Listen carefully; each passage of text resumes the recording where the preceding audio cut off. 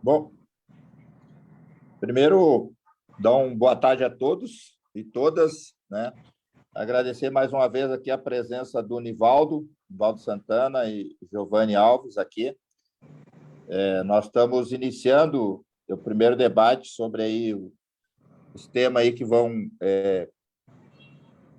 conduzir o nosso congresso também, né? E para nós aqui, não sem maiores delongas, como se diz, e aproveitar o tempo máximo que a gente puder dos nossos convidados, eu passo a palavra de imediato, então, ao nosso presidente, o nosso companheiro Marcelino, para que façam a saudação aí aos convidados e aos participantes deste evento.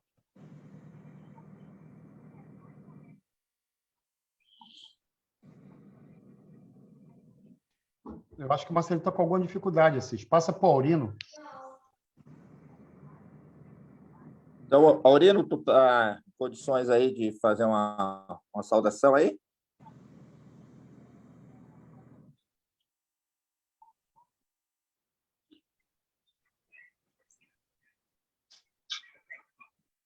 Nós saímos da Bahia, saímos do Rio Grande do Sul, vamos para Minas, para Bahia. O Aurino entrou agora, tá? Não está nem sabendo o que está acontecendo. Ele está sem o áudio.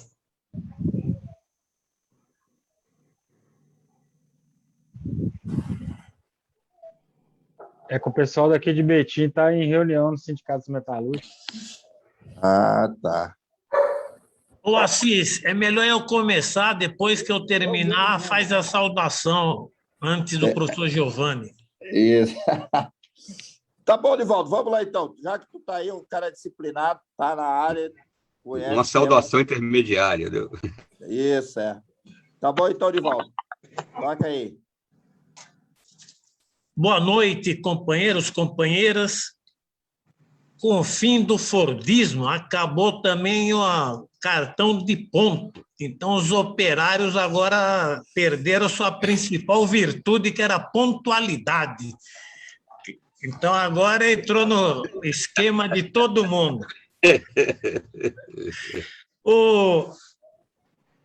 É uma honra muito grande participar desses debates preparatórios do Congresso da FIT Metal, cumprimentar o Assis, que está coordenando os nossos trabalhos, agradecer a oportunidade ímpar de compartilhar a mesa com o professor Giovanni Alves, um dos maiores especialistas na matéria. Tenho certeza que eu próprio vou anotar tudo que ele falar para incorporar informações, dados, incorporar valores à nossa compreensão sobre esse tema. Há pouco tempo, eu fiz um debate com essas mesmas preocupações, as transformações no mundo do trabalho e os novos desafios, mas eu acredito que, para tratar dessa matéria, nós temos que abordar não só a organização do trabalho estrito sensu, mas também fazer uma análise mais global, onde os trabalhadores militam e atuam. Então, queria levantar rapidamente alguns aspectos. Primeiro, que nós estamos vivendo uma grave crise no capitalismo, que vem desde 2007 e 2008. É uma crise prolongada e onde os grandes capitalistas definiram uma estratégia para preservar e manter a sua lucratividade. É uma diretriz que é seguida em quase todo mundo, que é a redução do custo da força de trabalho.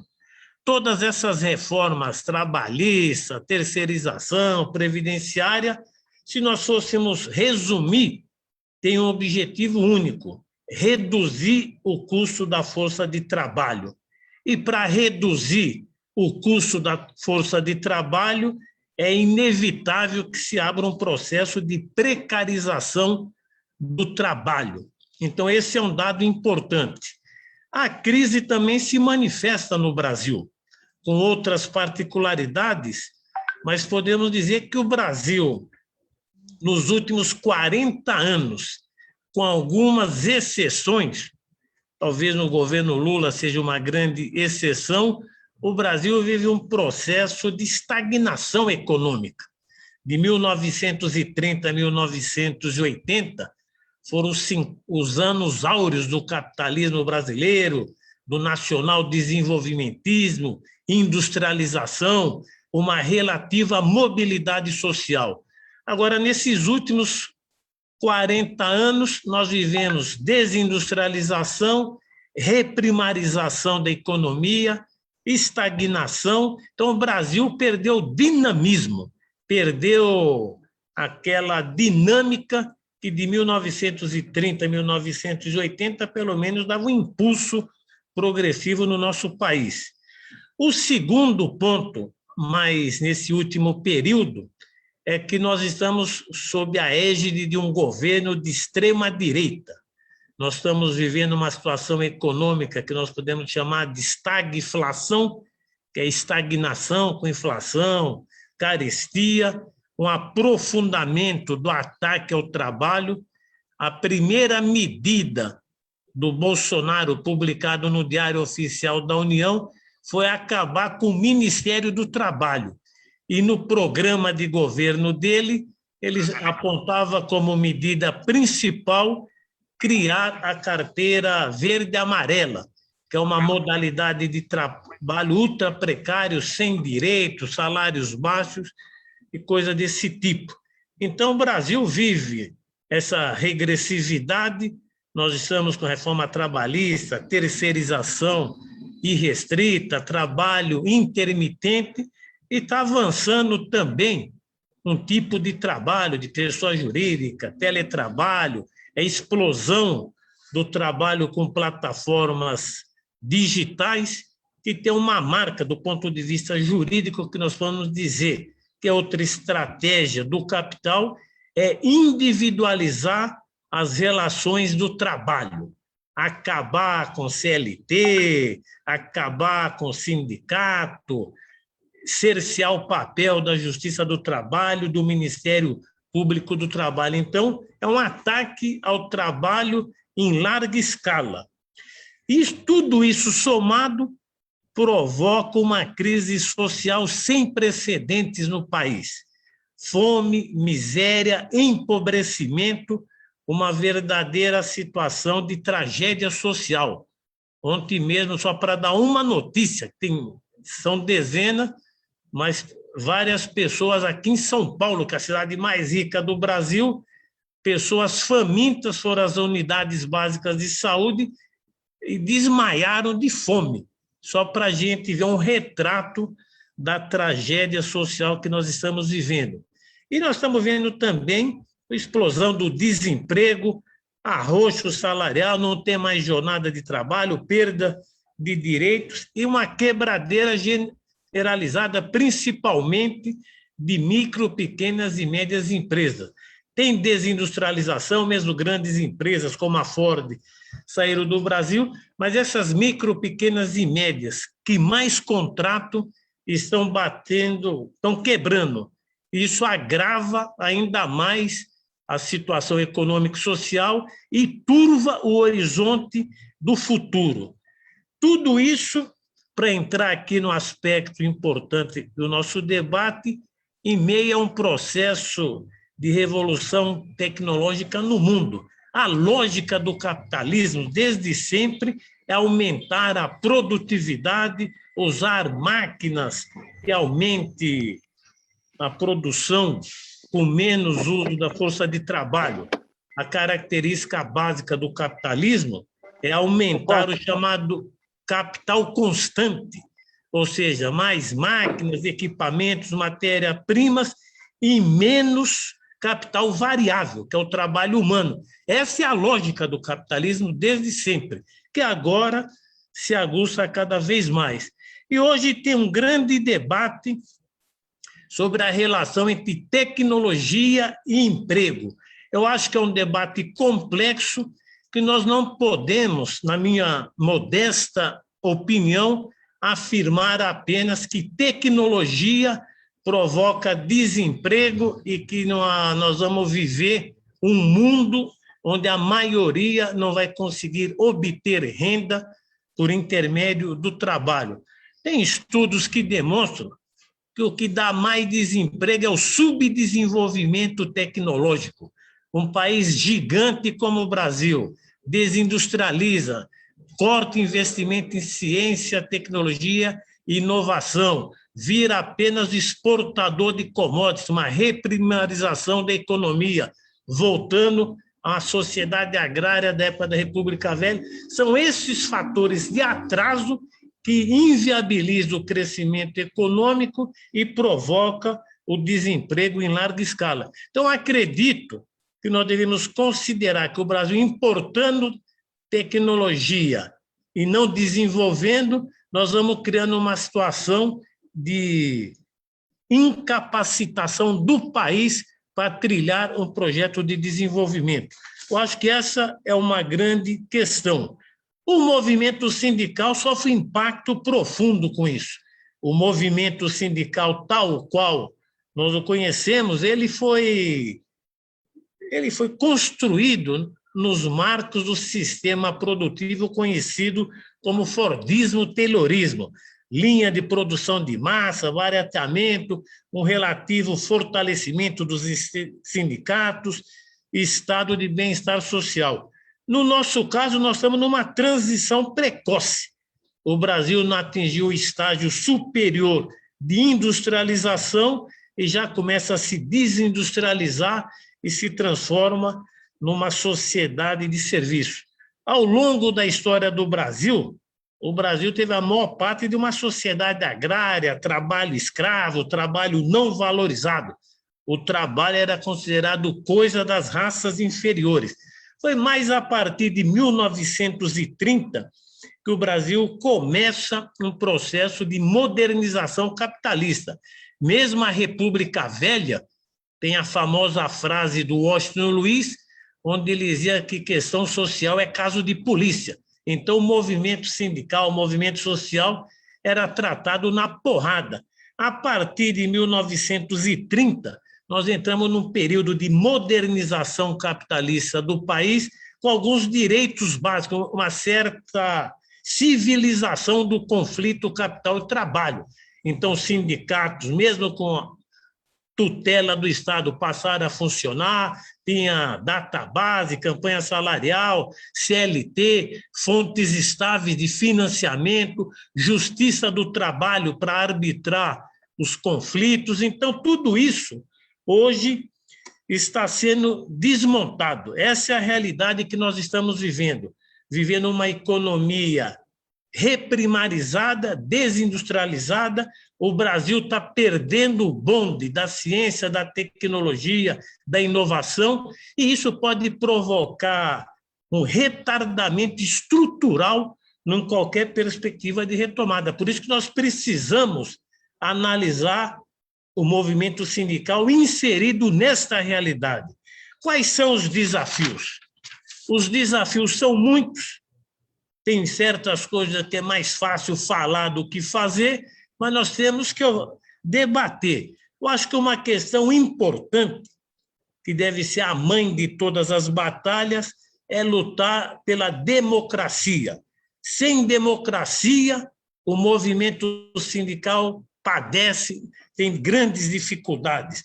Nós precisamos colocar como grande palavra de ordem a luta pela democracia, que hoje é materializada na luta pelo fim do governo Bolsonaro e pela conquista de um novo governo, um governo de reconstrução nacional que recoloque o Brasil no trilho do desenvolvimento, da valorização do trabalho, da reindustrialização do país, não voltar à indústria antiga, mas indústria moderna, com uso intensivo de tecnologia, investir em setores econômicos intensivo em mão de obra para enfrentar o grande flagelo do desemprego. Então, acho que essa é uma grande questão, conquistar a democracia, fazer a economia voltar a crescer o Brasil explorar sua grande riqueza, que é um poderoso mercado interno,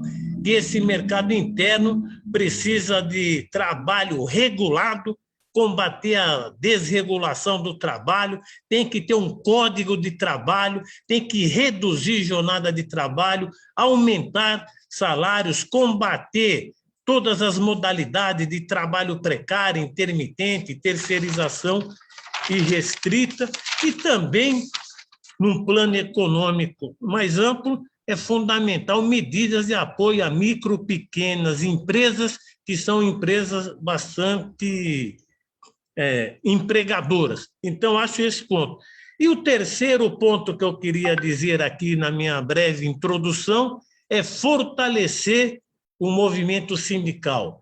Um desenvolvimento com democracia, com soberania do país, com valorização do bem-estar social, com a valorização do trabalho, não pode prescindir de um movimento sindical forte. O movimento sindical hoje está debilitado, está ainda confuso para enfrentar essas transformações que ocorrem no mundo do trabalho, esses golpes continuados contra o direito do trabalho, com desemprego, subemprego, precarização do trabalho. Então, ter um movimento sindical forte é um imperativo para conquistar um novo governo e um novo projeto nacional de desenvolvimento. A regulação de trabalho precisa colocar questões básicas como o sindicato tem que representar o conjunto dos trabalhadores de uma determinada base territorial, combater a individualização das relações de produção, essas novas modalidades de contratação que procura camuflar as relações de trabalho e, com isso, afastar o trabalho coletivo de resistência dos trabalhadores. Nós precisamos também agregar na nossa atuação sindical esses novos segmentos, são milhões e milhões de trabalhadores que hoje obtêm sua renda, exercem as suas atividades com plataformas digitais, trabalhando em casa. Hoje ninguém mais sabe onde é o local de trabalho e local de moradia. Talvez o cara trabalhe e mora no mesmo lugar e precisa ter regulamentação. A palavra de ordem é que esse tipo de relação do trabalho precisa ser reconhecido, regulamentado, ter proteção trabalhista, previdenciária e ter representação sindical. Eu acho que essa é uma grande agenda que nós devemos cobrar de um futuro governo democrático. E, por último, nós precisamos também renovar os nossos métodos e formas de organização e mobilização dos trabalhadores. Nós temos que usar também as plataformas digitais, a internet, as redes sociais, para organizar os trabalhadores, para formar, desenvolver a consciência classista, para mobilizar e para criar também espaços de organização onde você se relacione com os trabalhadores no local de trabalho, no seu local de estudo, no seu local de moradia, nos territórios, em outros espaços onde ele também exerce a sua sociabilidade. Para isso, o uso inteligente e inovador das ferramentas digitais é imprescindível. E nós devemos também ampliar a nossa agenda, além da agenda reivindicatória de defesa do salário, do emprego, dos direitos. Nós devemos também ampliar a agenda. O movimento sindical precisa estar na dianteira, na defesa da saúde, educação, moradia, outros direitos que os trabalhadores precisam ter e que o movimento sindical pode ter um espaço também para cumprir essas tarefas. Então, são essas as considerações iniciais que eu gostaria de fazer. As indicações, como eu disse, são mais fáceis de falar do que de fazer. Nós estamos vivendo um período de transição, um período de dificuldades, mas nós temos que perseverar no caminho, porque enquanto existir capitalismo, Enquanto existir contradição entre o capital e trabalho, os sindicatos, como a principal ferramenta de massa dos trabalhadores e das trabalhadoras, serão organizações imprescindíveis. Mas também, como tudo na vida, as coisas se movimentam, mudam, é a dialética da nossa luta. Nós precisamos renovar, readequar as nossas formas de organização, de mobilização e de formação dos trabalhadores. Então, professor Assis Melo, eram essas as minhas considerações iniciais. Obrigado, Nivaldo. Quero aqui agradecer a tua participação, como sempre, bem didático, né, sobre os temas, né? Agradecer e te convidar aí, ficar dentro do teu tempo aí também, já que tu está participando de outra reunião, né? Assim que tu puder participar aqui com nós, continue aí com nós. Tá bom, Nivaldo? Eu não sei aí se alguém me ajuda aí, se o Marcelino já está na sala.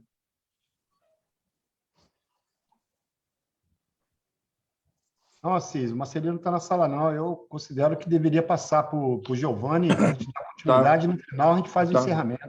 Tá bem. Então, Giovanni, primeiro, mais uma vez, dar uma boa noite a você, agradecer a tua disponibilidade de estar aqui batendo um papo com nós e te passar a palavra aí, pelo mesmo tempo de 25 minutos. Ótimo. Vocês estão conseguindo me ouvir bem? Sim, Giovanni, estamos te ouvindo bem. Eu, pelo menos, estou te ouvindo. Acho que o pessoal também. Então, ótimo. Boa noite a todos os camaradas. É uma satisfação estar mais uma vez falando para o FIC Metal, né? É uma satisfação estar com os companheiros, as companheiras, né? Ouvi muito atentamente a fala do camarada Nivaldo Santana, né? Uma satisfação estar Assis Melo, enfim. E eu vou colocar alguns pontos aqui para uma reflexão mais radical a respeito do mundo do trabalho no Brasil, nesse tempo histórico que eu considero uma conjuntura ímpar.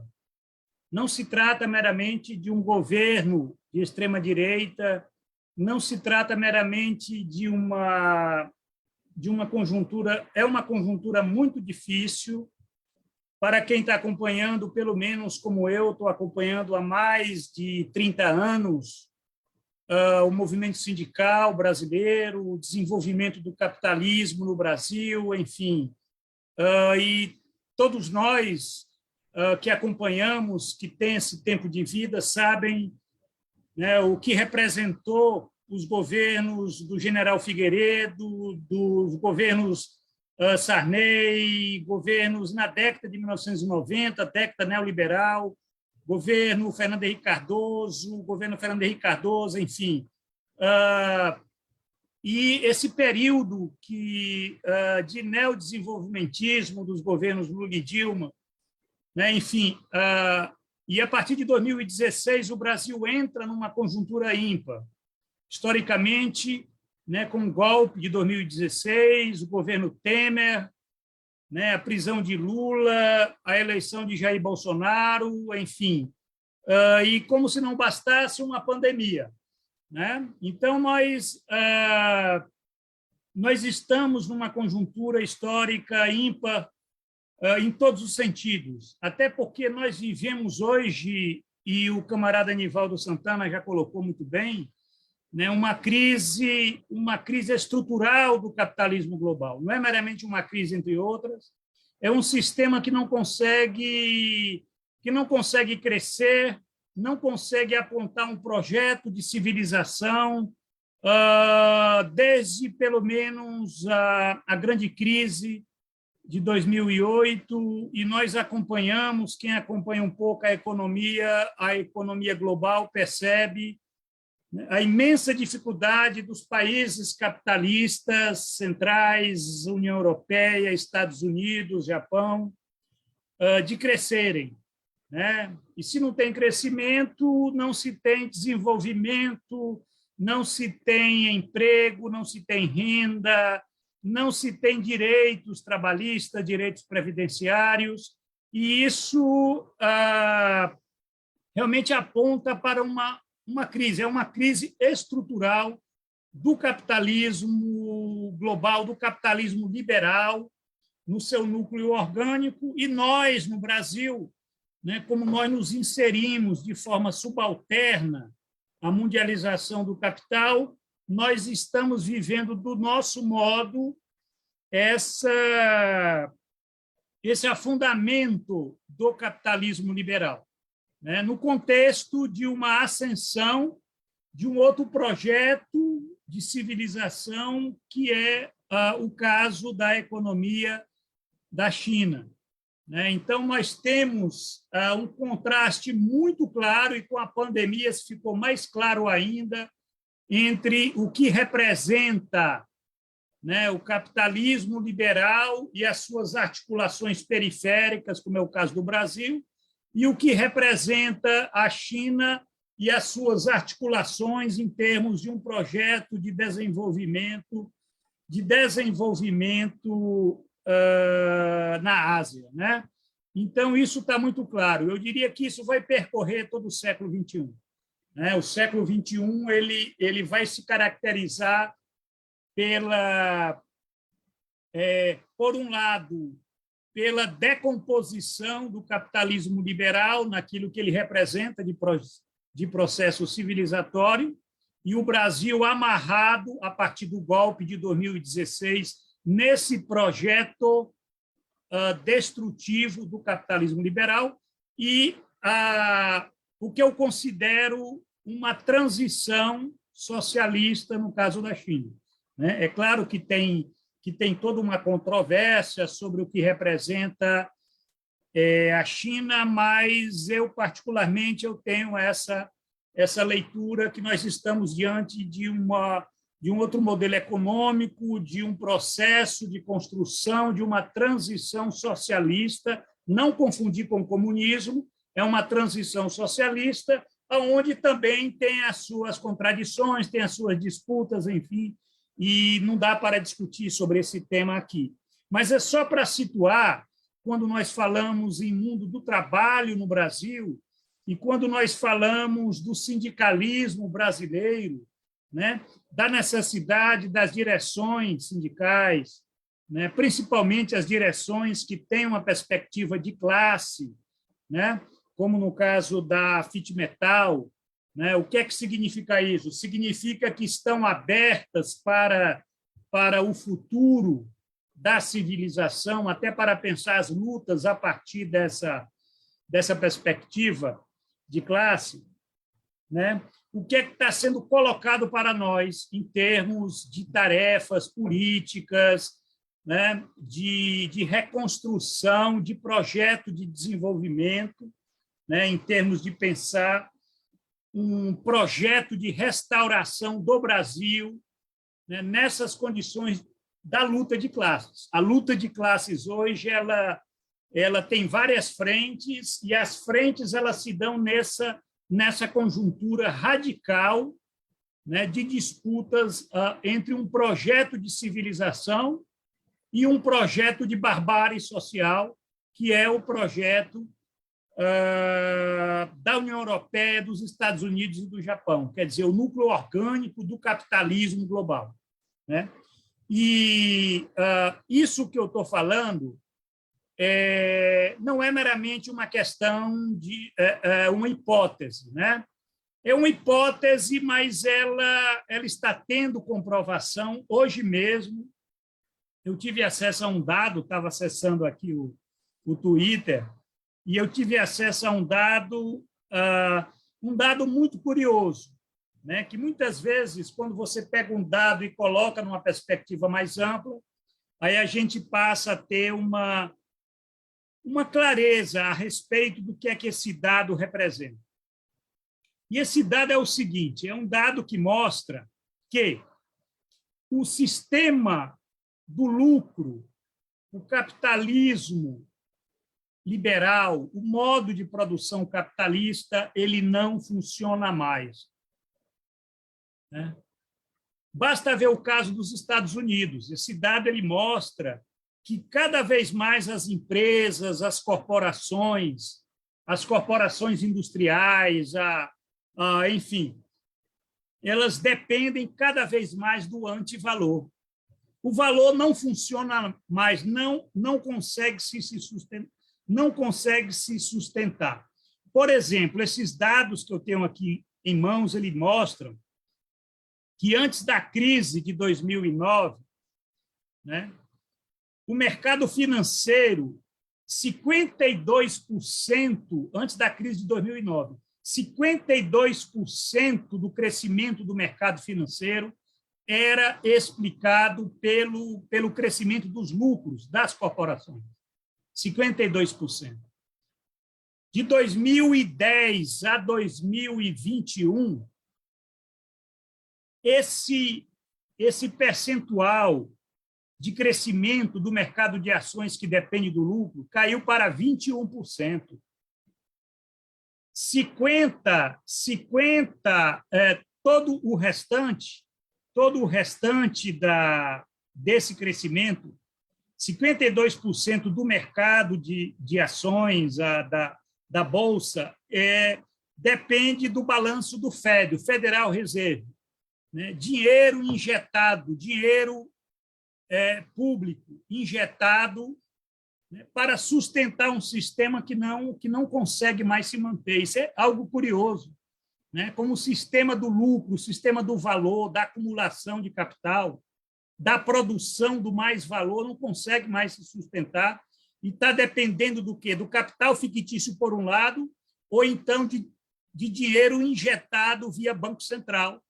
E, no caso do Brasil, isso é curioso, porque no Brasil é a mesma coisa, né? Como se explica, por exemplo, a espinha dorsal da nossa burguesia é uma burguesia rentista parasitária, que não tem mais nenhum compromisso com o projeto de desenvolvimento, da produção, do emprego, da renda, enfim. É uma burguesia que ela se reproduz, ela se mantém através do capital fictício, né, do rentismo, enfim. É por isso que essa questão de um projeto de desenvolvimento num país como o Brasil é estratégico, é uma bandeira de luta, né? Esse é um ponto que deveria ser a pauta sindical, a principal pauta sindical a ser articulada para que se possa fazer a devida disputa na sociedade, o que já é uma outra questão, como disputar a sociedade, como o movimento sindical vai disputar a sociedade. É claro que hoje está muito mais difícil do que era há 10 anos, do que era há 20 anos, do que era há 30 anos, porque, como o Nivaldo colocou muito bem, nós temos pelo menos 40 anos de afundamento do projeto civilizatório do capitalismo brasileiro. Eu, particularmente, não acredito mais, né, que a burguesia brasileira possa ter compromisso com o futuro desse país. Agora, a questão é que nós temos que lidar com essas contradições, porque a sociedade brasileira, ela está vendo, e mesmo que não veja, aí tem que ter a função dos intelectuais orgânicos, dos formadores, sindicatos, partidos de esquerda, organizações, enfim. Essa é uma função política de estar mostrando que o projeto neoliberal não se sustenta nesse país, nunca se sustentou. Eu lembro que, na época do governo Dilma, e eu alertava para a década de 2010 para dizer, olha, vem um tsunami aí, hein? Eu diria que o grande erro político de Lula foi não ter nos preparado para o enfrentamento que nós tivemos na década de 2010. Tanto o governo Lula e o governo Dilma desarmaram a sociedade, o movimento sindical, enfim, nos desarmaram com a ilusão de que nós poderíamos mudar o Brasil com paz e amor, né? E eu diria que a grande lição é a necessidade da luta ideológica, da formação, e da capacidade, inclusive, de mostrar que esses projetos, que agora estão tentando reeditar esse projeto, né? Com a candidatura do Moro, com a reeleição de Jair Bolsonaro, enfim, que é o projeto da ignorância cultural. Eles, inclusive, articulado pela mídia, não é para educar o povo, é para desinformar e para deformar a consciência social. Aí a nossa tarefa, e aí o movimento sindical tem um papel importante, mais do que nunca, embora há 20 anos eu venho falando da necessidade do movimento sindical fazer a disputa na sociedade, não apenas dentro do Estado, né, do parlamento, né, das instâncias burocráticas, e isso há mais de 20 anos eu venho colocando. Inclusive, no meu livro, que eu publiquei no começo da década de 2000, intitulado Os Limites do Sindicalismo, né, que era exatamente esse tema, da necessidade de ir além dessa forma sindical, colocar como pauta a necessidade da luta ideológica, da luta política, na perspectiva de um projeto de civilização e de desenvolvimento. E hoje, mais do que nunca, nós temos um elemento propício. Nunca foi tão propício hoje a luta pela perspectiva do desenvolvimento, mas um desenvolvimento de outro tipo, que coloque, por exemplo, a necessidade, aí tem que acirrar as contradições, de nós estarmos valorizando o trabalho no sentido dos direitos trabalhistas, direitos previdenciários, na questão que está tocando as pessoas. Hoje, o Brasil ele é um país que esse tema da reestruturação produtiva ele está sendo pujado no sentido de estar se colocando uma pauta política que eu estou enfatizando, porque eu poderia estar falando aqui na reestruturação produtiva dentro das empresas, inovações organizacionais, tecnológica, indústria 4.0, que é um tema que eu discuto, que eu faço essa discussão.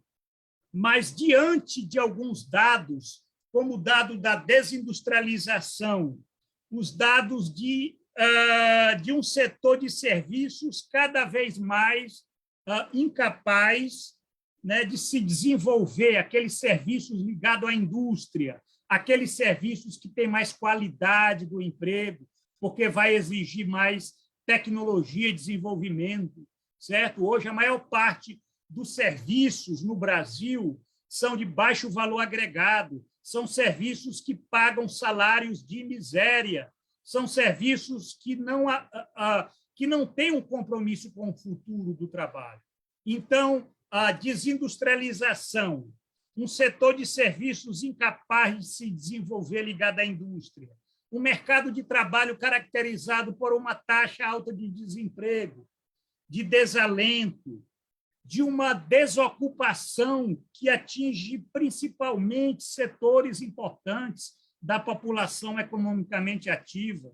Quer dizer, nós estamos destruindo uma juventude, né? É um capitalismo, o capitalismo brasileiro hoje, ele não explora mais.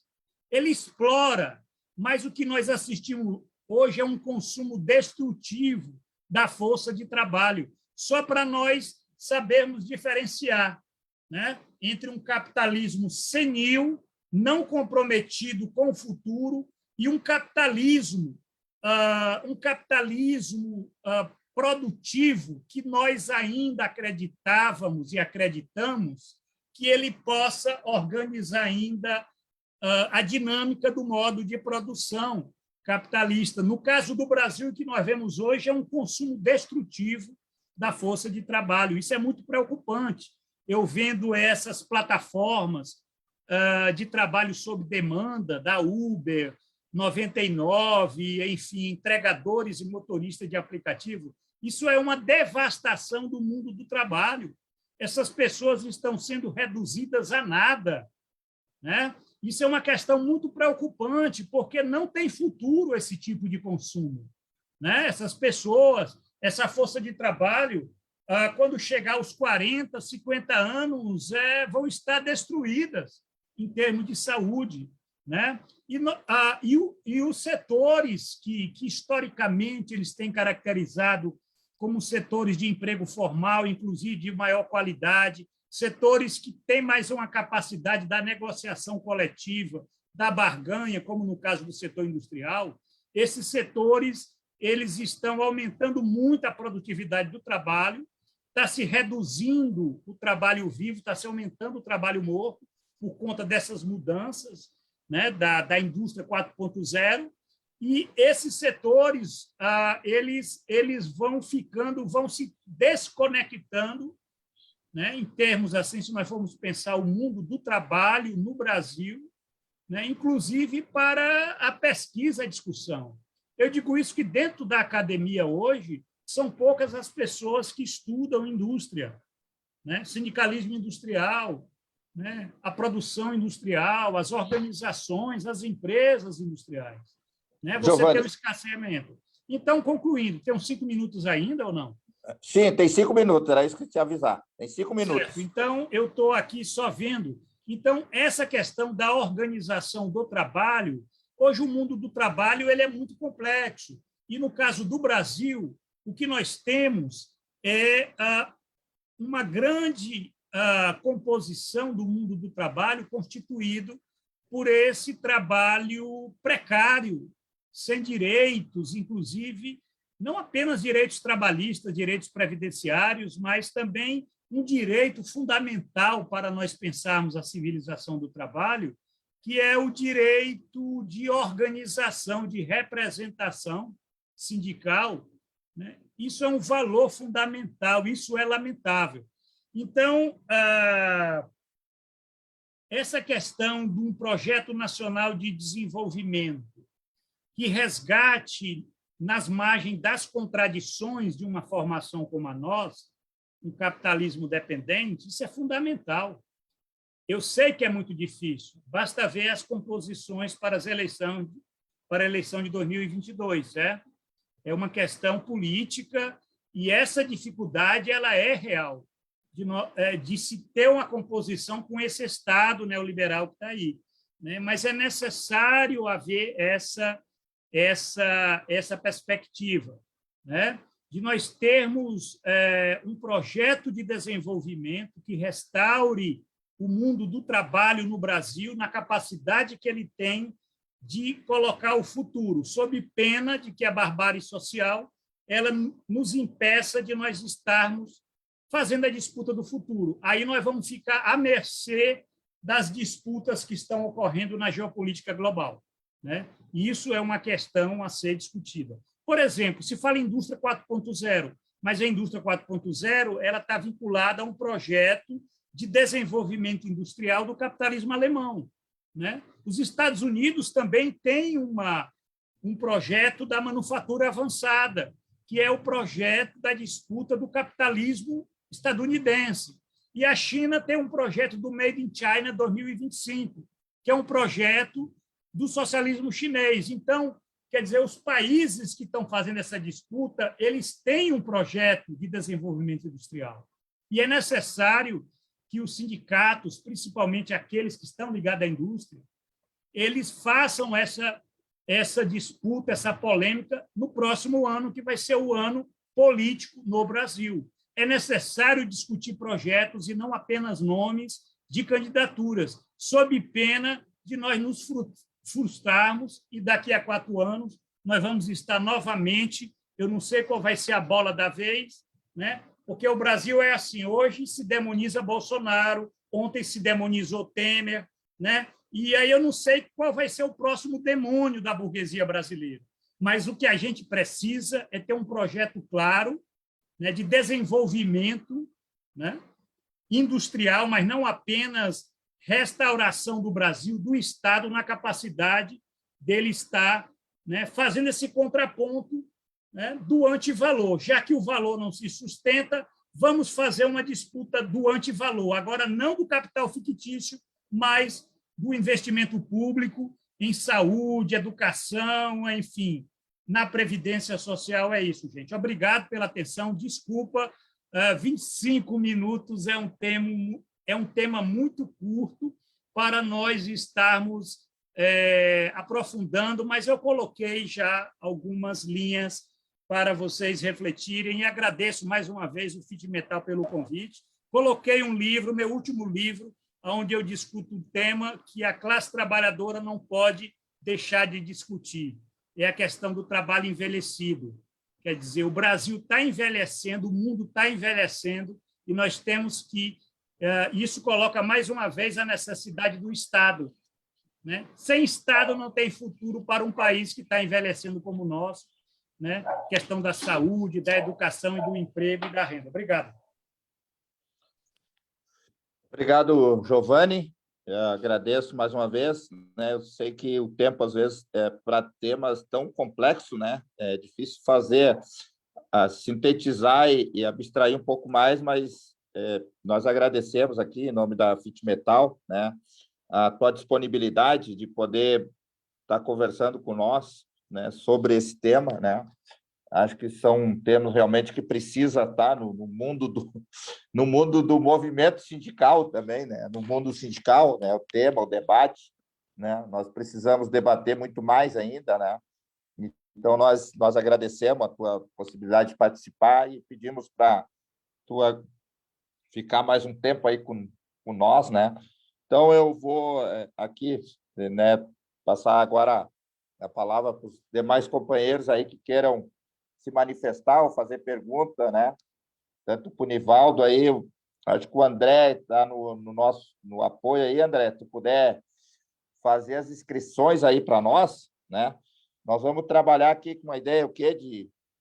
Vou consultar aqui o quê? Trabalhar com a ideia aqui de 3 minutos, mais, sei lá, 5 no máximo. 3 a 5, assim. 3 a 5.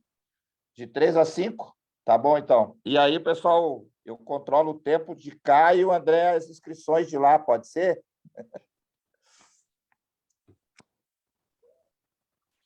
Então, tá aberta a palavra aí. Eu vou te dar uma ajuda aqui. Eu estou na rua, eu não vou conseguir...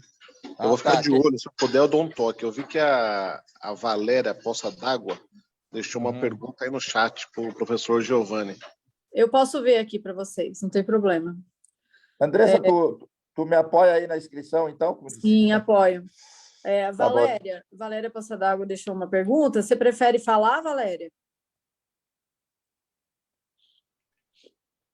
Eu acho que ela saiu. Bom, o Silvio Pinheiro deixou também uma questão aqui. Silvio, vou ler sua pergunta, então, que você deixou aqui no chat. O que esperar para a industrialização brasileira de uma possível parceria Lula e Alckmin? A Severino está inscrito também. A Valéria falou que ela não pode perguntar porque ela está no médico, né? Ela tinha avisado que estava com a filha. Eu vou ler o comentário dela aqui também, então. Tá. Em que pese todas as contradições que teremos de enfrentar o movimento sindical, pergunta ao professor Giovanni como o movimento sindical deve entrar também no debate a respeito de geração de emprego nas indústrias a partir da questão ambiental que se discutiu na COP. Indústrias que gerem empregos limpos. Então, é isso. Temos essas duas perguntas e o Severino inscrito. Então, Severino, pode... Pode passar para o Severino, então, palavra.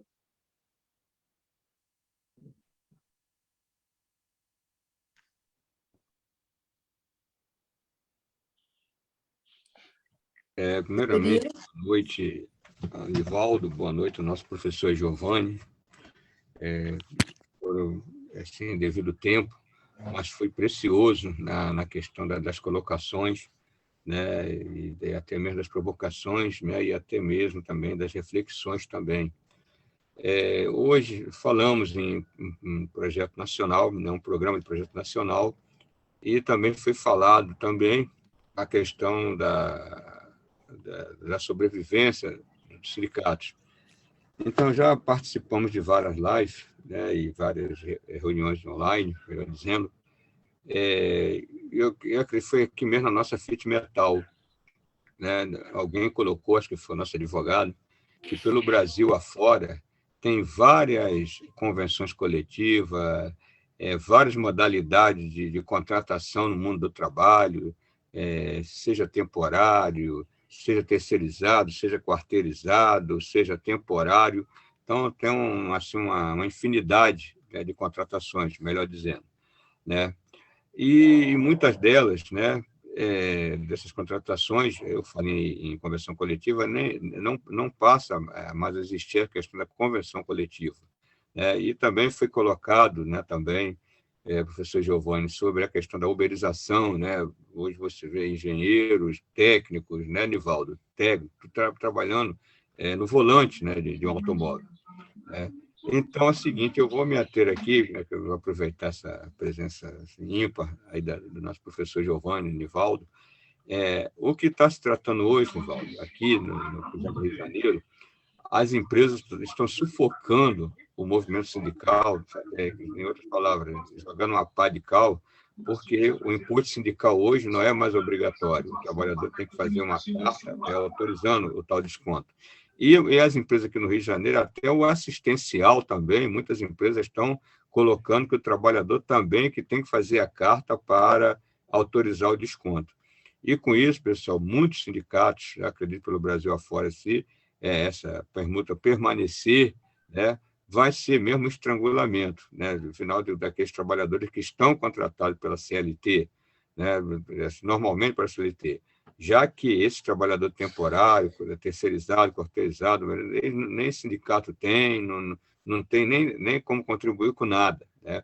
Então, agora a questão, né, que essa pergunta que eu deixo, a questão da sobrevivência, e também eu acho que temos a questão da nova geração de emprego, como foi colocado agora, emprego limpo, né, a questão do meio ambiente, né, de como vai ser a nova indústria, né, nesse novo projeto, né, nacional, né, que isso também vai ser debate, temas, né, pauta de debate na questão do meio ambiente, né?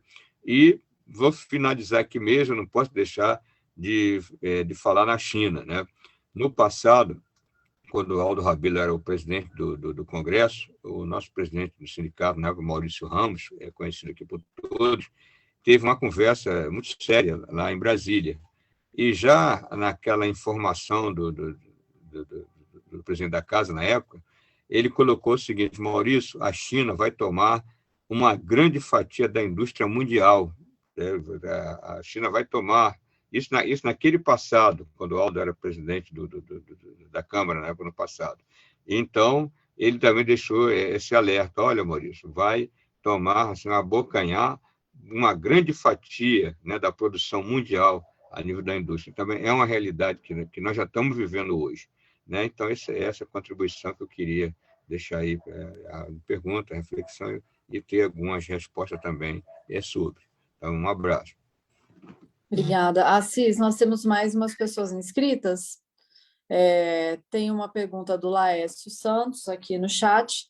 Professor Giovanni, muitos de nós vivemos em uma época que não viu fisicamente grandes transformações estruturantes no país. Dito isso, qual foi o período que o país foi mais estruturado e industrializado? Em seguida, temos a inscrição do José Carlos e do Laércio, desculpa, gente. Do Marcelino. Acho que não tem mais nenhuma. Zé Carlos, pode fazer sua consideração. Boa noite aí, uma belíssima palestra aí, tanto do Nivaldo como do professor Giovanni. Professor Giovanni, esse livro seu, né, que você escreveu, Os Limites do Movimento Sindicalismo, mostra essa visão economicista, né, que foi as limitações, não uma perspectiva de projetos, né? A gente fica limitado só nas negociações, querendo melhoria, e acaba não organizando e nem criando uma perspectiva de superação nessa crise que nós estamos aprofundando. É lógico que tanto o Nivaldo colocou muito bem esse projeto nacional desenvolvimentista, o senhor também, Giovanni, professor, levantou essa questão. Agora, tem uns fenômenos que estão acontecendo, a tragédia que nós estamos vivendo, que eu estou preocupado. Uma é esse fenômeno que está acontecendo, que eu tive essas informações agora dos Estados Unidos, é um movimento anti-trabalho, anti-desvalorização do trabalho alienado, né, que está levando uma tragédia, não só no Brasil, mas nos Estados Unidos, no mundo inteiro. Né? A gente está vivendo essa uberização e o reflexo disso aí. Então, a gente negar o trabalho, né, em vez de valorizar o trabalho, pode ser uma dispersão e é um suicídio. Eu acho que, inclusive, a gente quase não está tendo esse trabalho, mas a perspectiva do nosso povo, se não tem perspectiva, e se nós não conseguimos mobilizar e criar resistência, acumulando força para um rompimento, para um projeto nacional mais radicalizado e agregarmos, né, e ação, nós não vamos acumular força e a gente vai levar isso que o Nivaldo colocou, as pessoas desmaiando na porta, né, da tragédia humana que nós estamos assistindo. Então, eu estou muito preocupado, porque nós precisamos ter claro, né, e eu acho que nós já estamos amadurecendo aqui, em vários debates que nós estamos tendo, que há necessidade de um Brasil soberano por um projeto nacional desenvolvimentista, né, de resistência, inclusive de defesa contra os ataques do imperialismo, porque na nossa história os imperialismos sempre prejudicou e interviu na nossa política interna. Nós não podemos ficar ingênuos e condizer as condições de segurança nacionais para poder se defender dos imperialismos. Eu acho que a gente tem que pautar nesse projeto nacional e ação, mobilizar, porque nós podemos construir uma outra sociedade, que não é essa. Não é essa, está em decadência, está levando e está inaniçando, como todos vocês estão colocando. Então, eu acho que a gente precisa se organizar. Acho que a organização é necessária, a gente dar um salto, né? E na organização do povo, levar a consciência dele, na formação, como o senhor também colocou, né? E da gente começar a agregar e fazer grandes ações, movimento de rua, manifestações de combate a esse quadro. Não dá para a gente ficar só achando que as mudanças ocorrerão na democracia alternativa liberal, em decadência também, porque está em crise, que não tem, a população não acredita mais nisso, nesses três poderes, todos eles cada dia mais corroídos, e não cria perspectiva. Então, nós estamos vivendo uma tragédia. Isso não quer dizer que a gente não deva ocupar todos esses espaços políticos que é o Congresso, é o Judiciário e é o Executivo. Nós, trabalhadores, temos que começar a ampliar.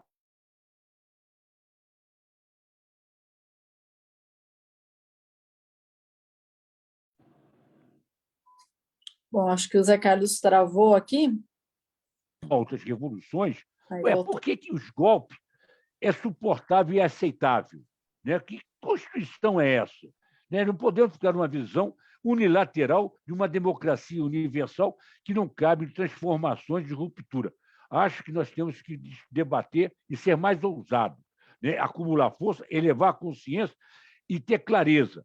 O Brasil nós temos um projeto nacional de desenvolvimento, nós temos que massificar essas informações, agregar e a luta, porque há uma tragédia cada dia aumentando, o nosso povo está passando fome, e não é só no Brasil. Nos Estados Unidos agora vem um movimento pior ainda, que a resposta dele é a antipolítica, é a dispersão, é o antitrabalho, é o movimento de antitrabalho. O cara desiste, abandona, e a gente não sabe para onde vai.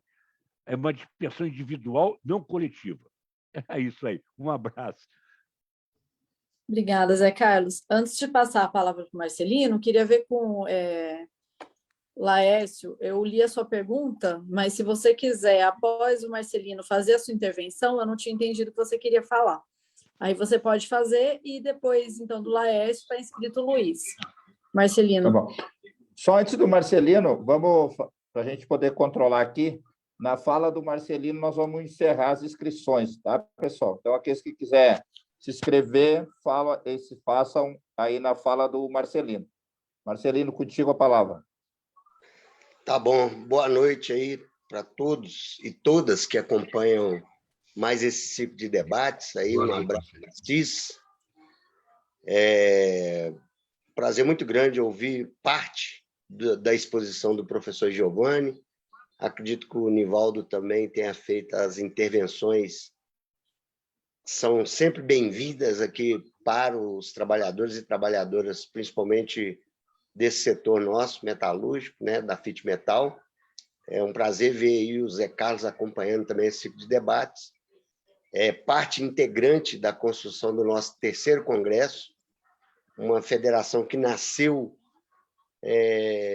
na defesa e intransigência da necessidade da reindustrialização do país. Evidentemente que nós experimentamos algo do ponto de vista do desenvolvimento nacional, da distribuição de renda, principalmente no 2º mandato do presidente Lula, né? Não foi bem assim com a presidenta Dilma, também diante da violência sofrida por ela, mas eu queria aproveitar a oportunidade aqui e fazer um registro da importância do movimento sindical no momento atual que passam os trabalhadores. Eu estava verificando, assim, com um pouco mais de cuidado, as campanhas salariais que envolveram os nossos sindicatos através da FIT-Metal, através da CTB, e o balanço, numa conjuntura totalmente adversa à mobilização, à luta mais aguerrida da categoria, o balanço é extremamente positivo, né? As nossas entidades filiadas tiveram uma redução do quadro de trabalhadores. Destaco aqui o Rio de Janeiro, destaco Caxias, metalúrgicos aqui em Betim, Minas Gerais, que eram quase 50 mil trabalhadores em 2014, hoje em torno de 25 mil trabalhadores, né? Redução quase que pela metade da categoria. Então, o balanço nesse ambiente de 62% dos acordos coletivos nacionalmente que não alcançaram sequer a reposição da inflação pelo INPC, muito distante da realidade objetiva do povo, é animadora e demonstra a importância dos sindicatos, né? Então, eu acredito que é parte do nosso ciclo de debates, rumo à construção desse 3º Congresso, mas nós temos um desafio muito grande de apresentar um novo projeto nacional de desenvolvimento para o Brasil. Eu acredito nisso.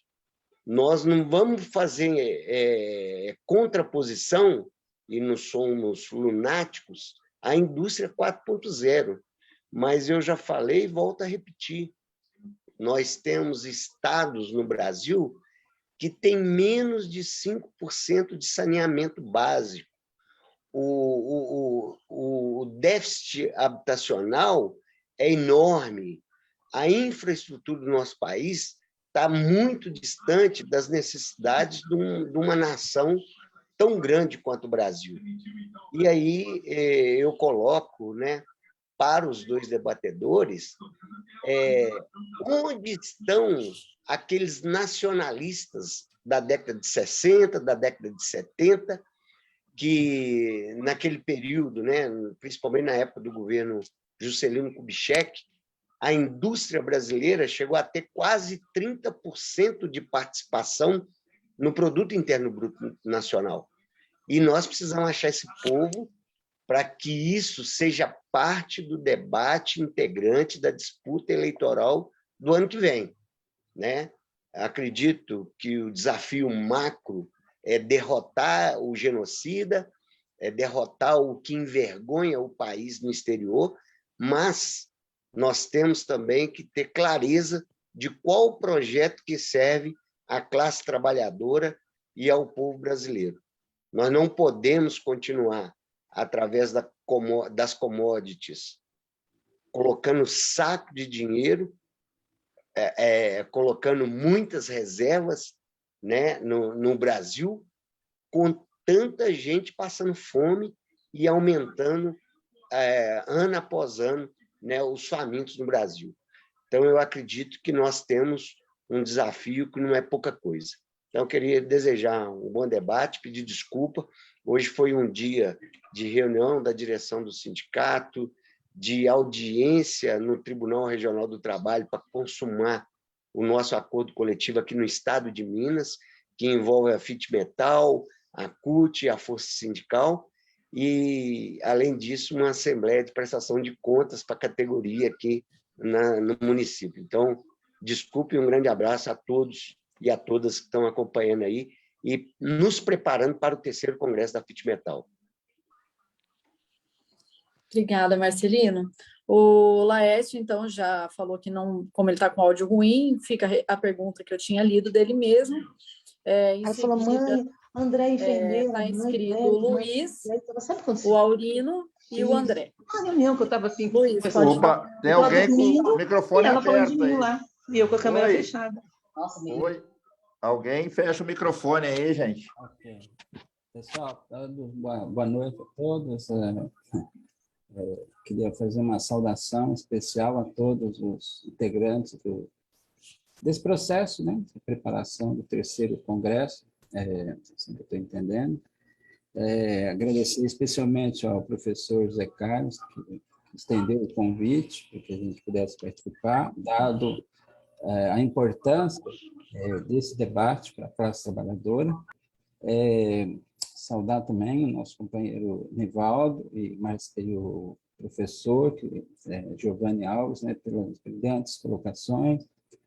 E eu, de tudo que estou vendo aqui, né, tem algo que eu concordo numa observação que o professor Giovanni faz, que a nossa disputa é uma disputa mano a mano, né, no chão de fábrica, no chão das escolas, na sociedade.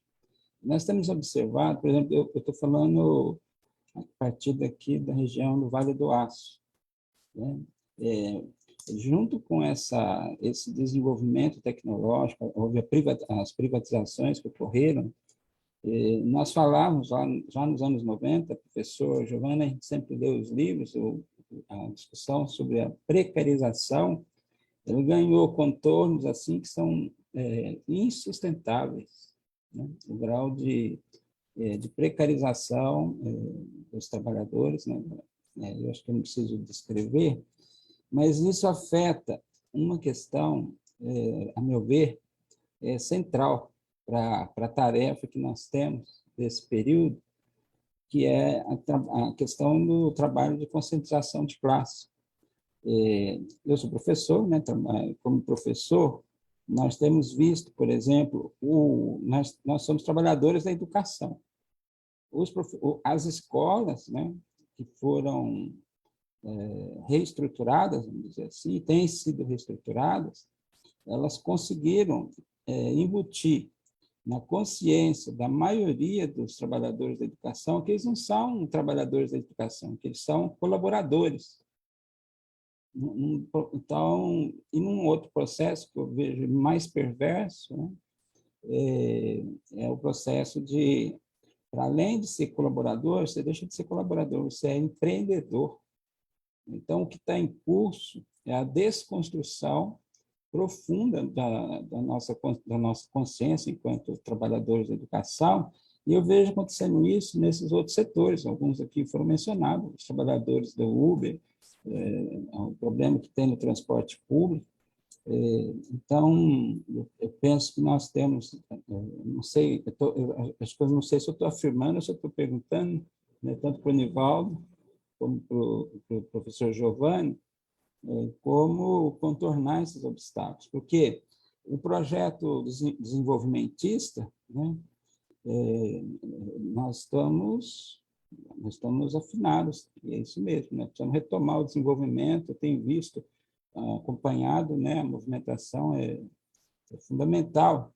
Agora, o nosso desenvolvimento ele tem que ter um caráter emancipatório, e era essa um pouco a crítica, né? Qual que era uma das críticas fundamentais que nós fazíamos ao projeto desenvolvimentista do governo Lula, do governo Dilma? Eu vi muitos parceiros, né, assim, criticando, e críticas, a meu ver, corretas, porque era um desenvolvimentismo, mas ele não guardava a dimensão libertária. Companheiro, conclua, por gentileza. Concluir. Então, estou colocando isso como interrogação, viu? Eu ouvi isso. Muito obrigado. Obrigado. Parabéns a todos que estão nesse processo. Tudo bem? Tá bom. Obrigado aí. Agora o Aurino e em seguida o André. Tem mais alguém se inscreveu? Não, só termina na inscrição do André. Tá bem, então.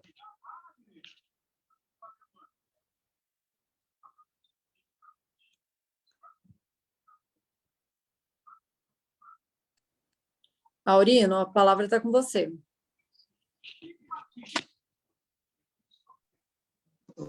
Oi, Andressa. É que falhou aqui a internet, eu não ouvi, tá? Mas vamos ver se ajuda aqui o local.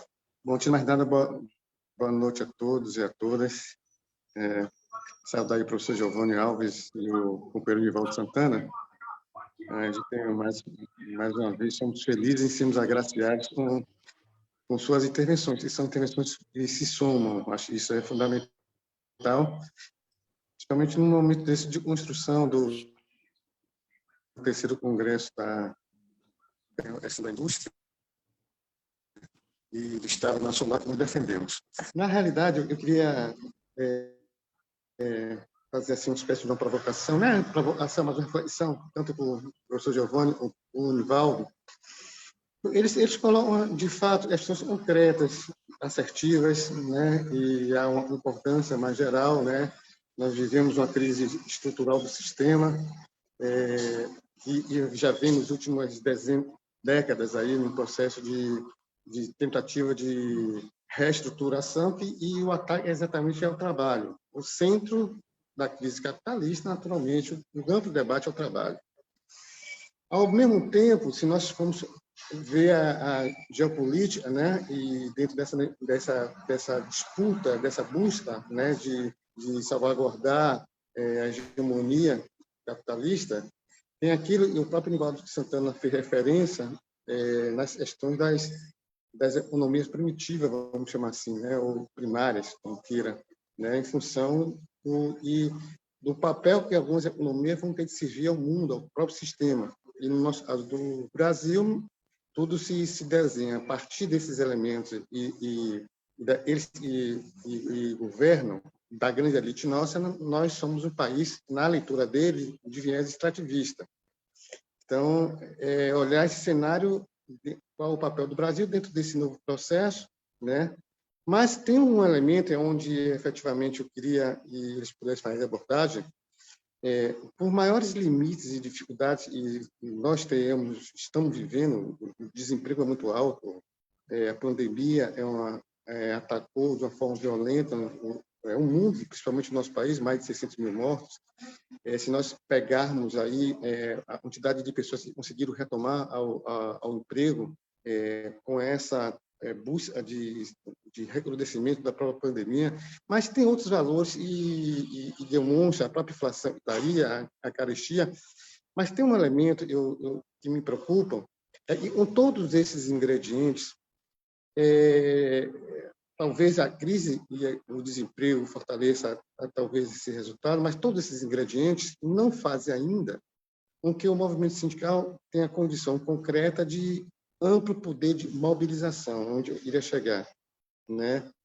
Quem tem acompanhado as mobilizações no país em função dessa agenda anti-educação, anti-meio ambiente, conjunto de questões, tem enfrentado certos limites com relação à capacidade nossa de cada vez mais convencer os trabalhadores, né, com todos os ataques e os sindicatos estão vivendo. Isso me preocupa, isso me deixa inquieto, né? Qual é a alternativa e nós precisamos ter para garantir esse processo de enfrentamento na medida de o centro da crise é efetivamente a disputa com relação ao trabalho.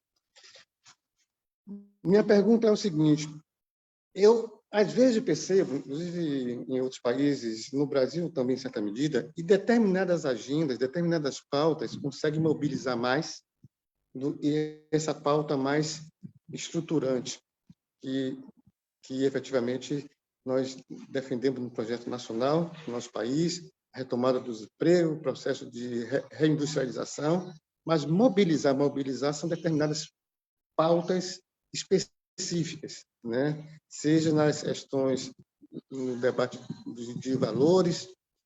Eu queria ouvir de vocês dois se, numa conjuntura adversa como essa, nas subjetividades das relações sociais que o mundo vive, no país não, o mundo vive, né? Essa grande interrogação e que faz e haja uma incompreensão de qual é o caminho a ser trilhado, se o movimento sindical precisa tentar também se apropriar dessa agenda da pauta de valores, que me parece que consegue mobilizar segmentos importantes da sociedade para poder fazer uma junção e, a partir daí, tentar disputar essa hegemonia da sociedade que nós precisamos alterar. Era isso aí.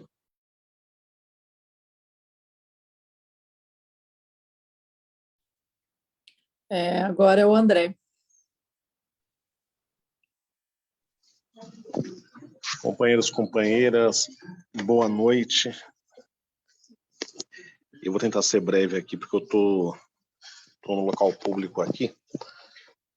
Acho que são duas coisas aqui brevemente. Primeira, esse debate aqui é o primeiro de um ciclo que a FIT Metal tem feito, vai fazendo a preparação do seu terceiro congresso.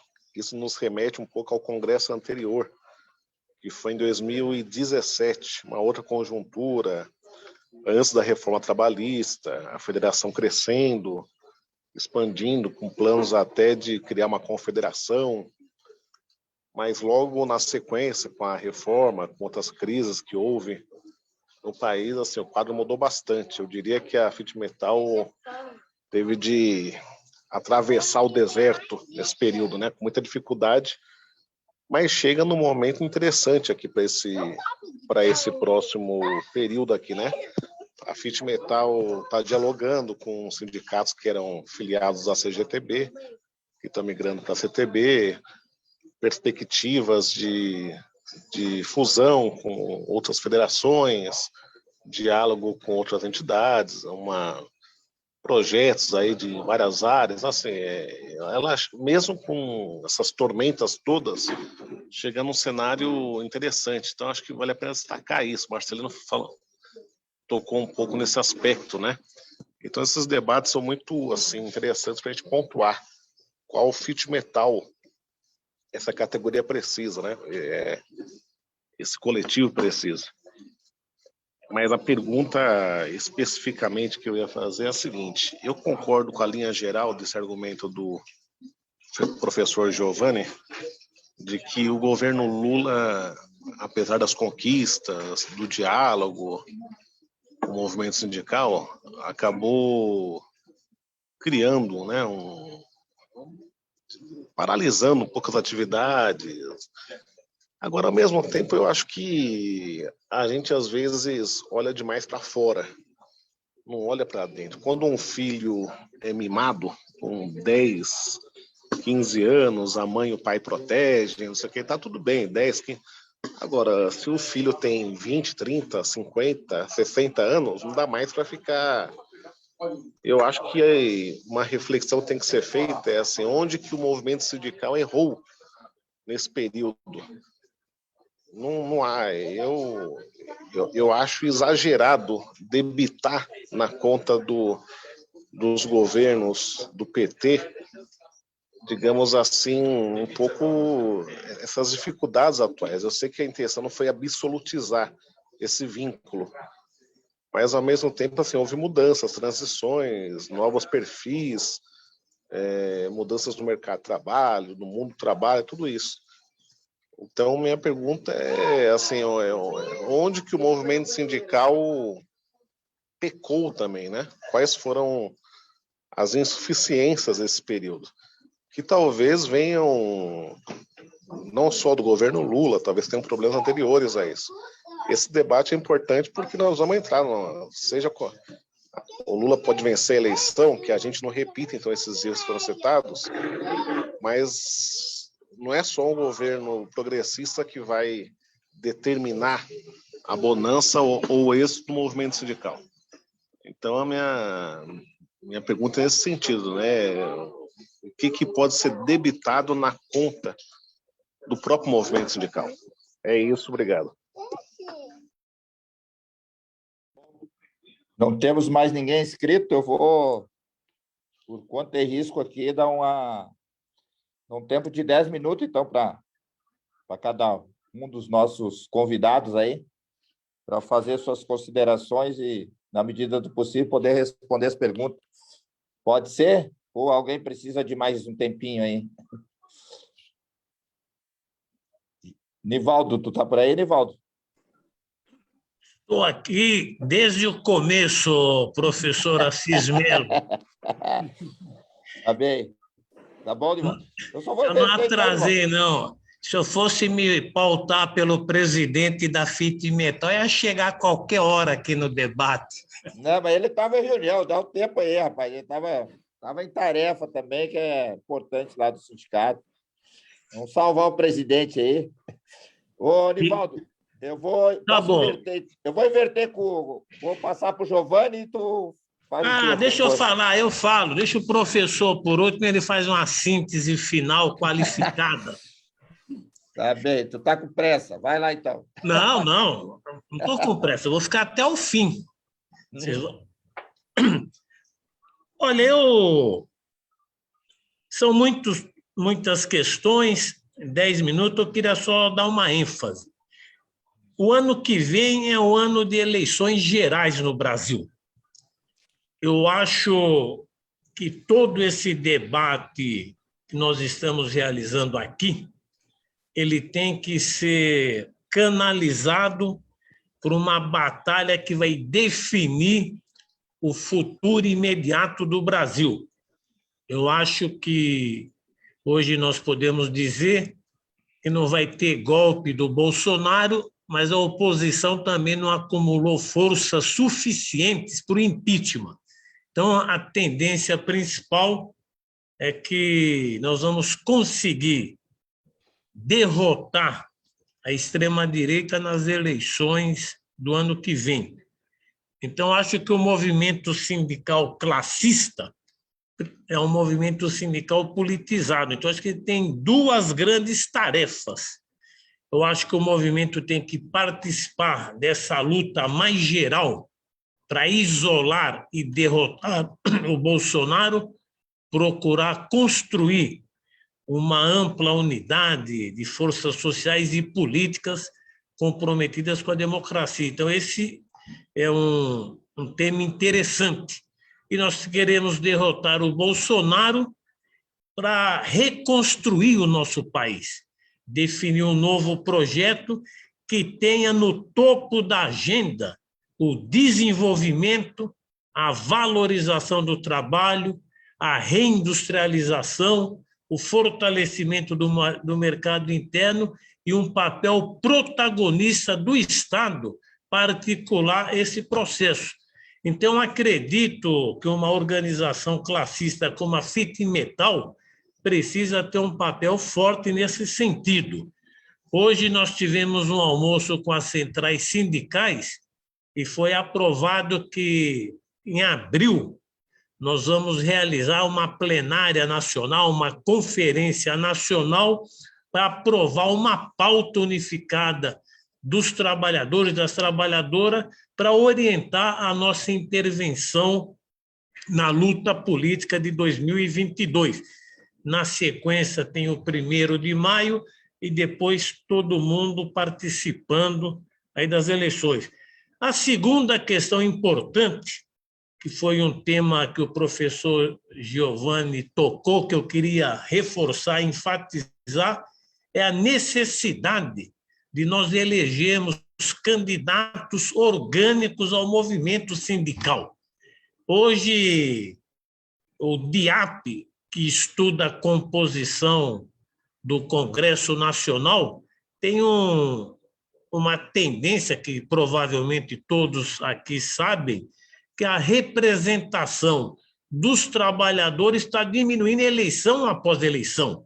Aumenta o conservadorismo político no país e mesmo nesse espaço de disputa política, que nós devemos disputar as nossas ideias em todos os espaços, e lançar candidaturas comprometidas com o sindicalismo, com a luta dos trabalhadores, é fundamental.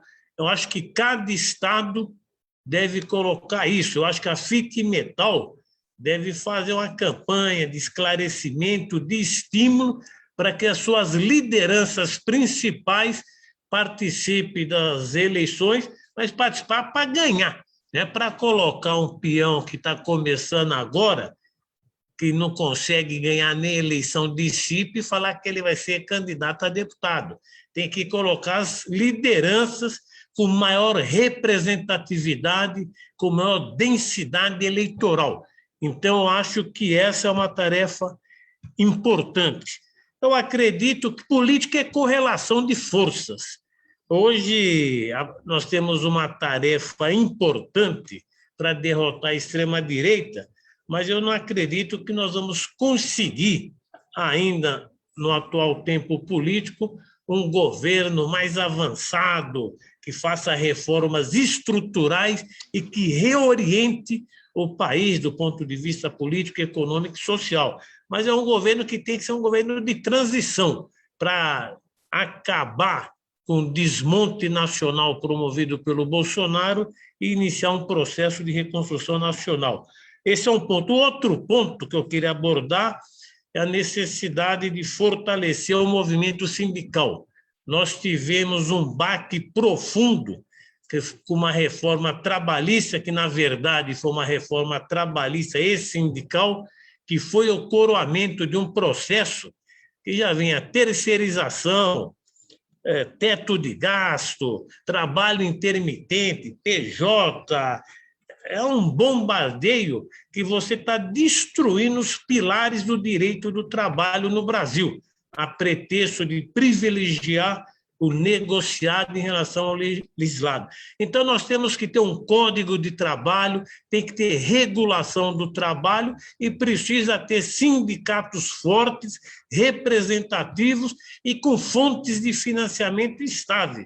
Existe uma polêmica no movimento sindical sobre unicidade, pluralismo, contribuição sindical ou contribuição aprovada em assembleia. Eu acho que esse debate é secundário. Eu acho que o principal é que nós precisamos ter sindicatos fortes que representem o conjunto das categorias e sindicatos também que tenham um mínimo de estrutura. Hoje nós estamos vivendo com um movimento sindical que está sobrevivendo precariamente, que foi uma grande arma do grande capital, de você asfixiar financeiramente o sindicato e ampliar as dificuldades que já existiam com toda essa reorganização. Com relação aos governos, o movimento sindical precisa ser independente dos governos. Ele precisa ser uma representação dos trabalhadores, ter autonomia, independência, mas apoiar projetos e programas desenvolvimentistas, democráticos e progressistas. Então, é difícil a gente traçar uma linha divisória muito nítida para mostrar onde o movimento sindical ficou muito atrelado ao governo e acabou não ajudando nesse processo de conscientização dos trabalhadores, de preparar os trabalhadores para os grandes embates políticos, como também dizer que tem uma receita pronta para o próximo governo. O que eu acho que a gente precisa ter é uma agenda política clara, propostas concretas e disposição de atuar no movimento sindical renovado, acompanhando a transição que nós estamos vivendo nos sistemas produtivos e ver formas alternativas de organização e mobilização dos trabalhadores. Era mais isso que eu queria dizer.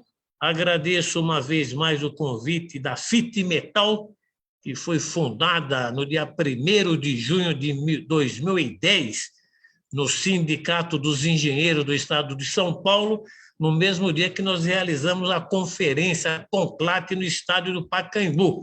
Agora vai ter o 3º congresso da FIT-Metal e também em abril nós vamos ter uma nova plenária semelhante àquela para definir uma agenda comum do movimento sindical brasileiro. Então, era isso, muito obrigado, e sempre é uma honra e um prazer muito grande compartilhar a mesa com o professor Giovanni Alves, que é um dos principais intelectuais vinculados organicamente ao mundo do trabalho, por isso que é importante, já acompanhei outras palestras dele, cada vez mais a gente sai enriquecido pelas valiosas contribuições. Então é isso aí, muito obrigado e vamos à luta. Valeu, Nivaldo. Obrigadão aí por as tuas considerações também. Sempre ajuda aqui no debate. Obrigado aí mais uma vez pela disponibilidade de participar.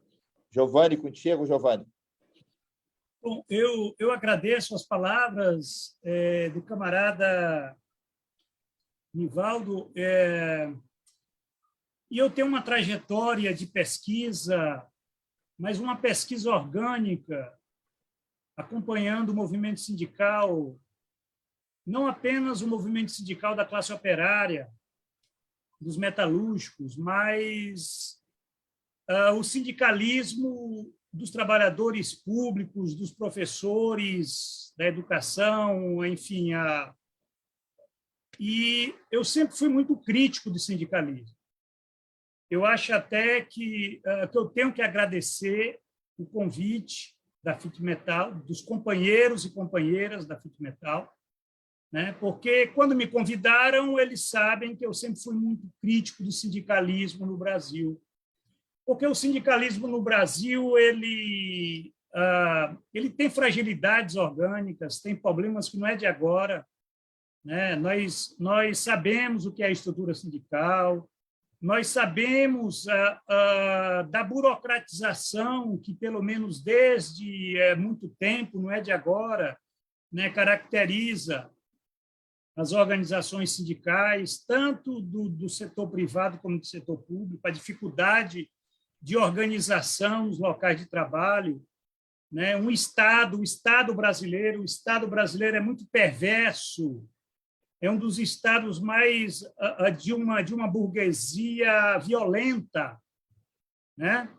que nunca permitiu que a classe operária ela tivesse capacidade de enfrentamento, de fazer a luta de classes. Então, tem esses elementos assim, né, que eu venho acompanhando.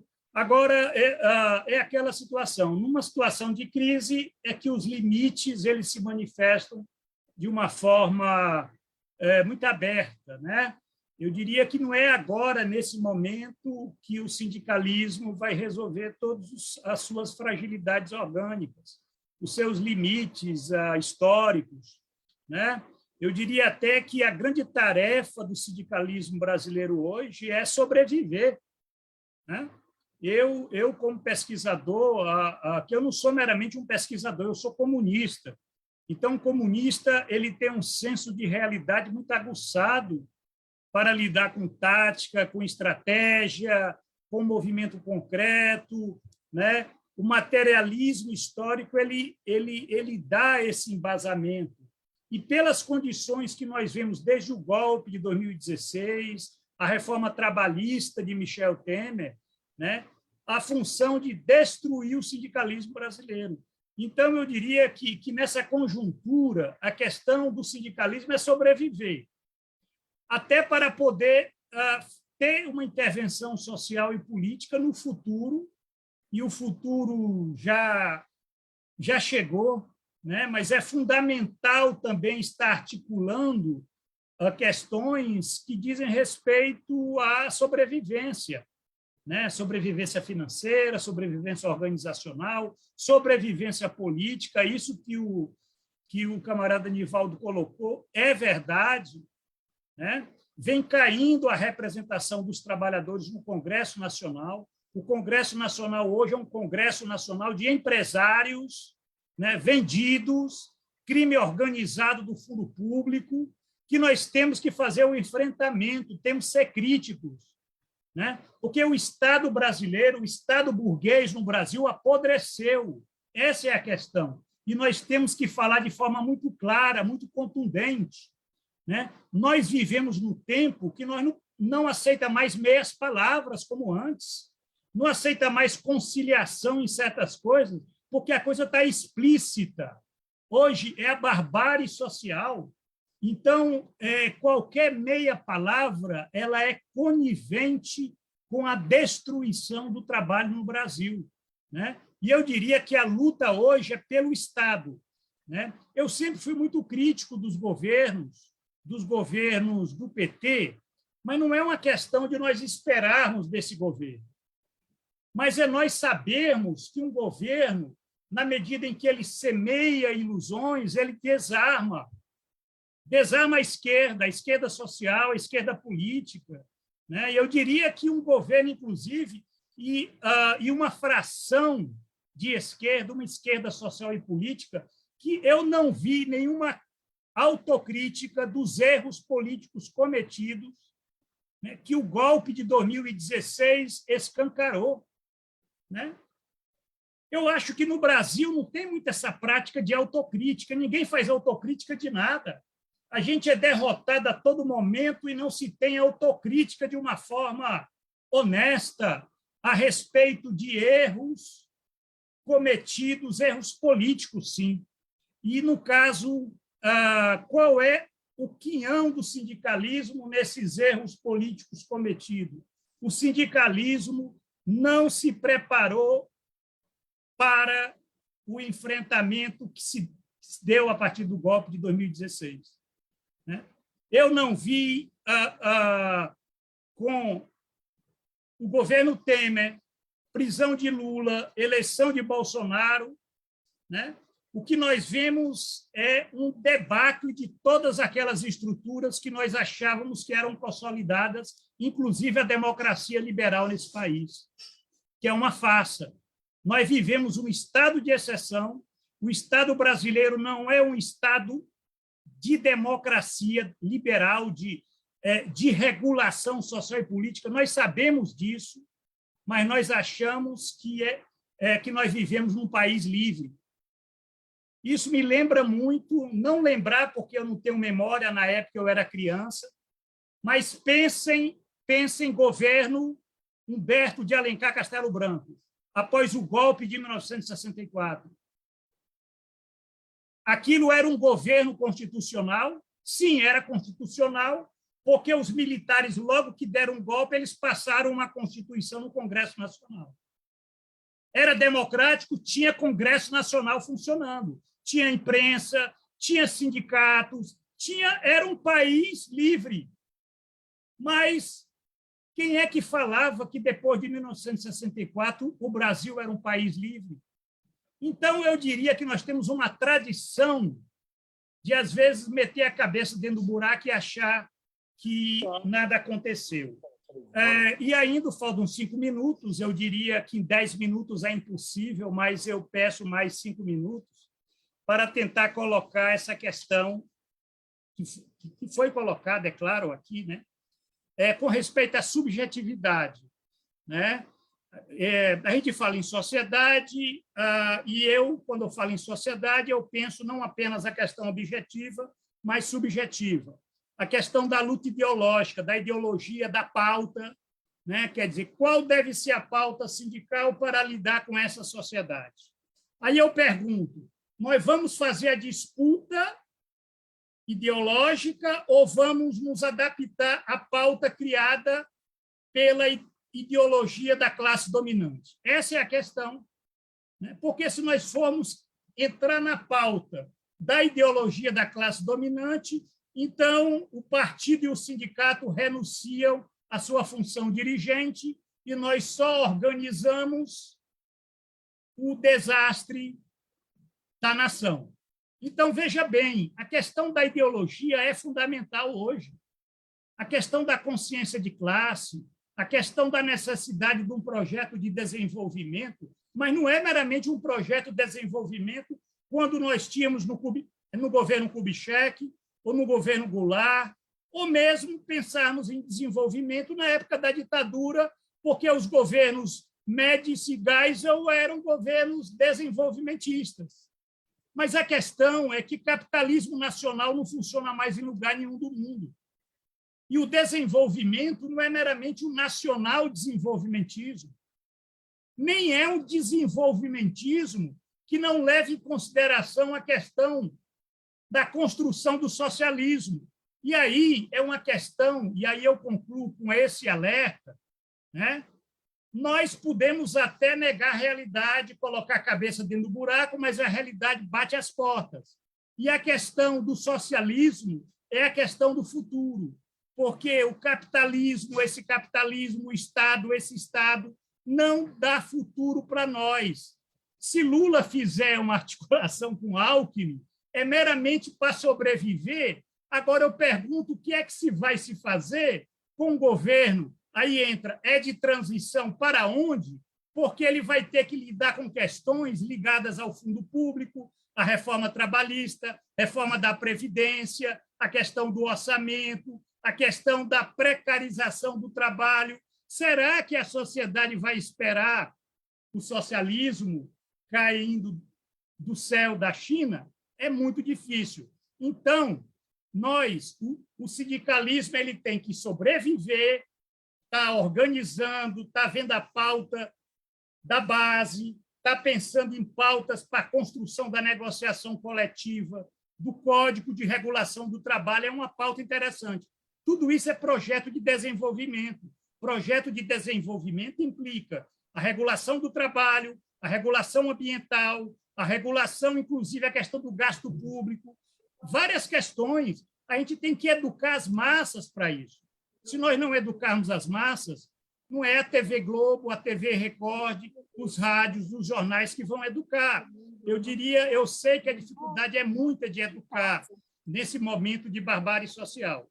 Mas é isso, companheiros e companheiras, eu agradeço o convite, porque sempre que um intelectual e um pesquisador da academia ele é convidado para falar com lideranças, organizadores da classe operária, da classe trabalhadora, eu, pelo menos, me sinto honrado, porque eu aprendo muito com as intervenções de vocês, e eu acredito que essa interlocução ela é fundamental para nós pensarmos o futuro. Obrigado e boa noite.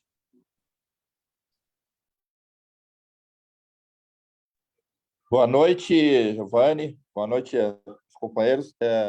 Marcelino, tu está por aí? Estou acompanhando atentamente aqui, mas... Então, você está sobre a responsabilidade de fazer um fecho de tudo que eles falaram aí agora. Eu passei uma procuração para o André Sintra e o secretário-geral da FIT-Metal, então isso não vai ser problema, não.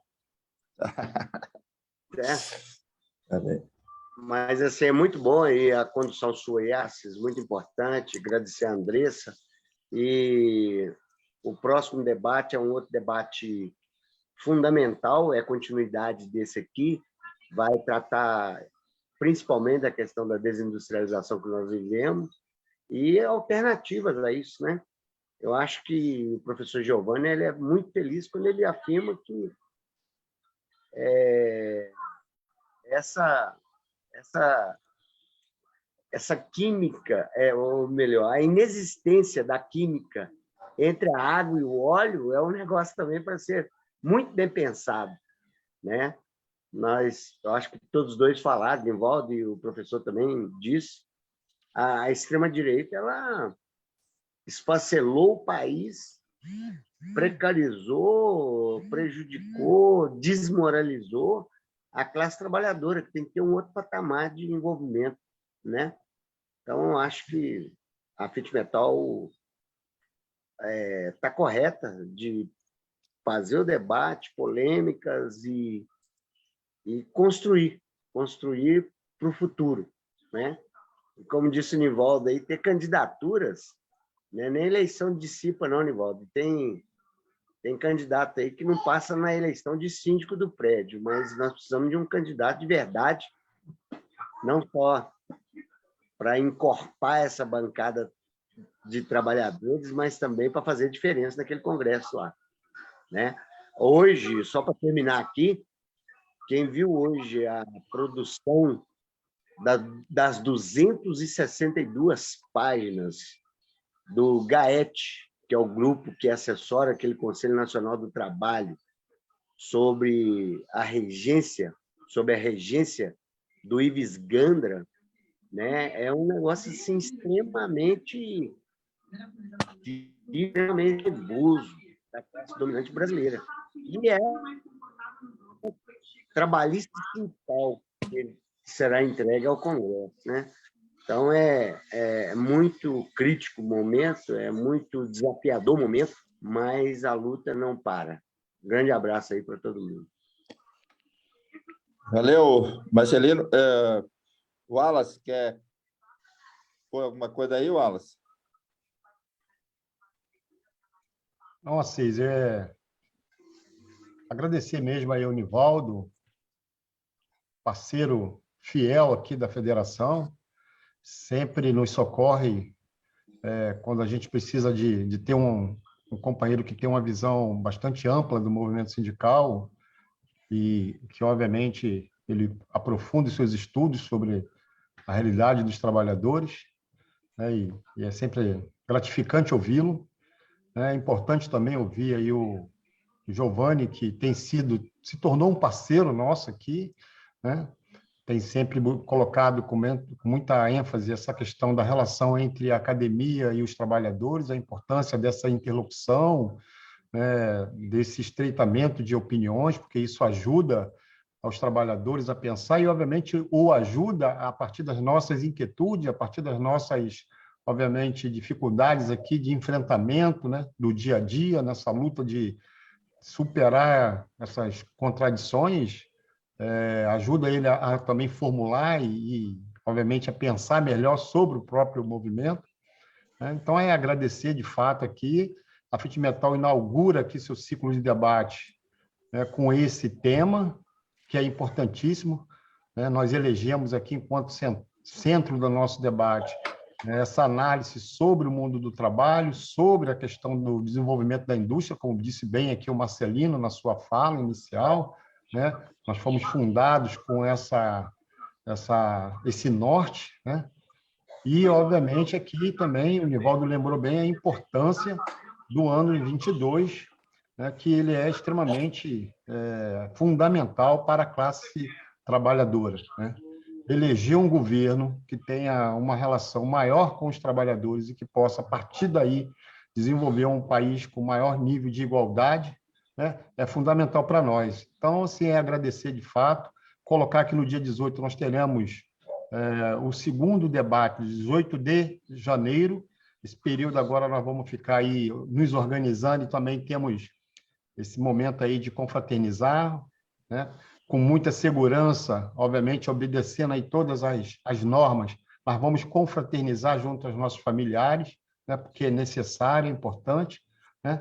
Mas nós vamos ter no dia 18 de janeiro o debate sobre como reerguer a indústria nacional, né? E a presença aqui do Nilson Araújo, que também é um estudioso sobre o tema, e do Clemente, que assessora, além de professor, ele assessora as centrais e vem desenvolvendo também todo um raciocínio sobre essa importância, né? Sobre a questão da indústria, né? O seu enfrentamento, né? E, obviamente, aí, indicativos de como a gente reagir, né? Com condição, obviamente, para a classe trabalhadora. Então, no dia 18, estamos todos convidados novamente a participar desse processo, né?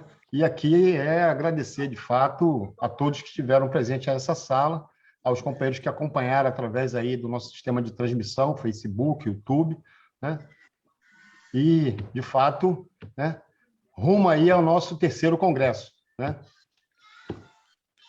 Obrigado, Wallace. Quero agradecer todos aí, a Andressa também do apoio, né? O André e a Andressa que me ajudou aqui na coordenação, aí nas inscrições, né? A Valéria, que hoje não pôde opinar aqui, mas fez uma pergunta ali também. Então, agradecer a todos e todas que participaram aí. Dão boa noite aí, se a gente não se vê, dá um Feliz Natal aí, um Feliz Ano Novo, e que 22 sejam 22, não aqueles para dar tiro em alguém, mas sim, se for para dar, que se dê no Bolsonaro.